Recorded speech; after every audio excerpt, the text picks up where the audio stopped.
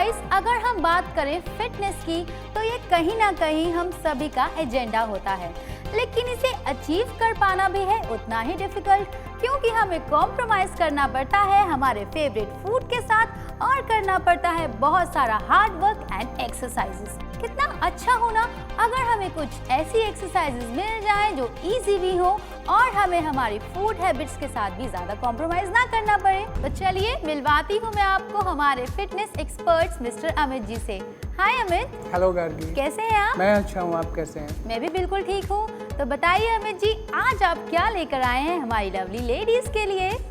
आज हम लेके आए हैं स्विस बॉल एक्सरसाइज, जिस पे मैंने सोचा है जिस बॉल पे हम आज बैठे हैं सेम उसी पे हम परफॉर्म करेंगे। इस पर कैसे परफॉर्म कर सकते हैं? जी गार्गी, ये एक वर्कआउट है जिस पे आप अपना बॉडी बैलेंस करते हैं और डिफरेंट टाइप्स ऑफ वर्कआउट्स आप उसी पे परफॉर्म करते हैं। तो जी, तो इस पर बॉडी बैलेंस यानी इस पर खड़ा होना होता है या प्लीज आप एक्सप्लेन कर दीजिए, क्योंकि मैं तो बहुत ही एक्साइटेड हो गई हूँ ये नाम सुनकर। बिल्कुल, मैं ये एक्सप्लेन कराता हूँ, ये पूरा परफॉर्म कराता हूँ अपने एक्सपर्ट छवि के द्वारा। आइए मैं आपको दिखाता हूँ कि कैसे इस वर्कआउट को करते हैं। प्लीज जल्दी से चलिए।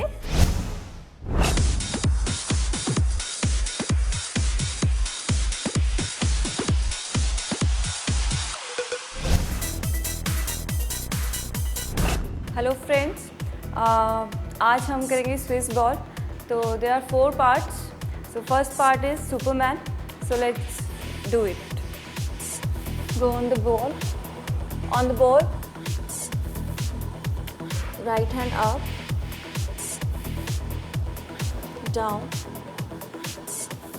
Left hand up,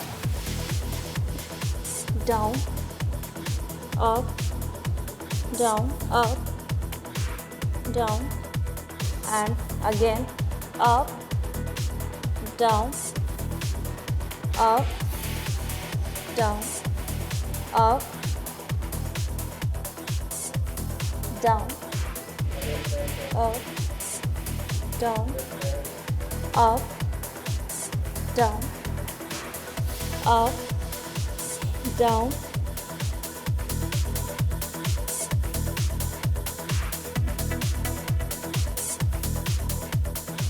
up, down, up, down, up, down, up, down, up, down, up, down.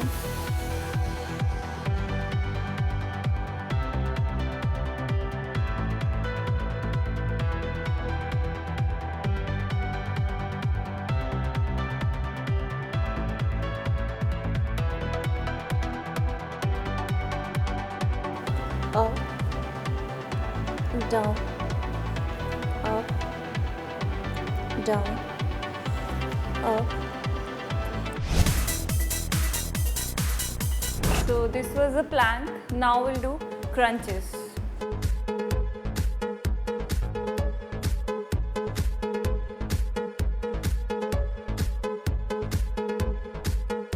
Down on the ball. On the ball, hands on the head and go up. 1, down, 2, 3, 4, 5, 6, 7, 8, 9, up, 2, 3, 4, 5, 6, 7, 8, 9, 10, 1, 2, 3, 4, 5, 6,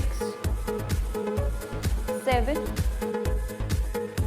8, 9, 10,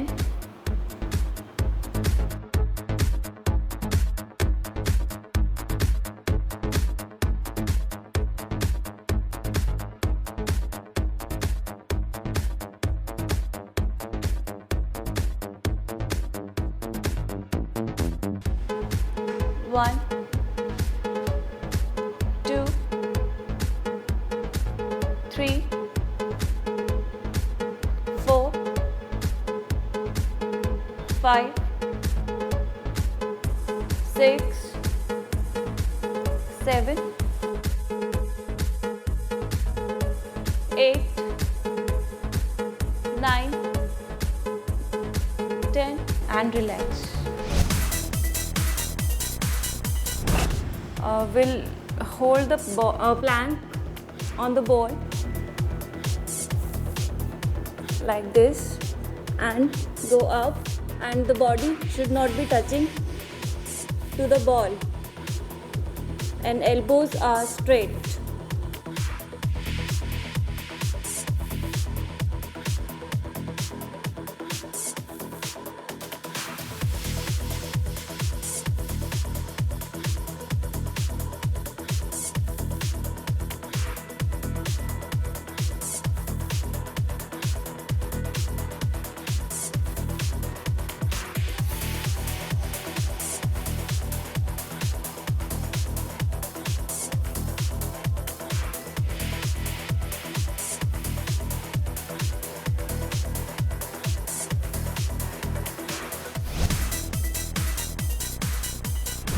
Our next exercise is squats. Hold the ball in the hand and feet parallel and go down.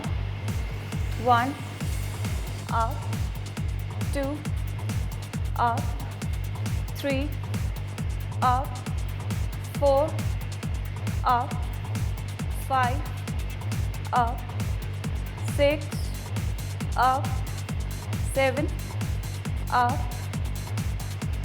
up, up, 3, 4, 5, 6, 7, 8, 9, 10.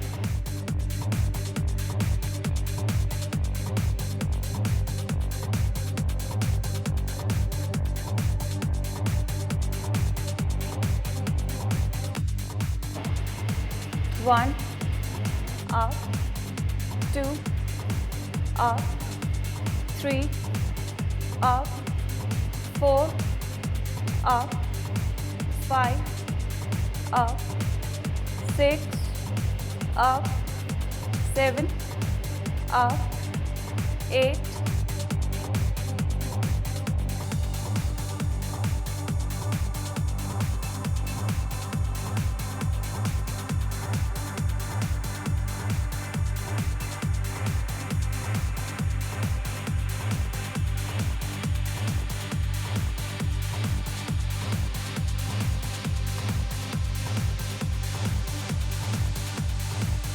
'and relax.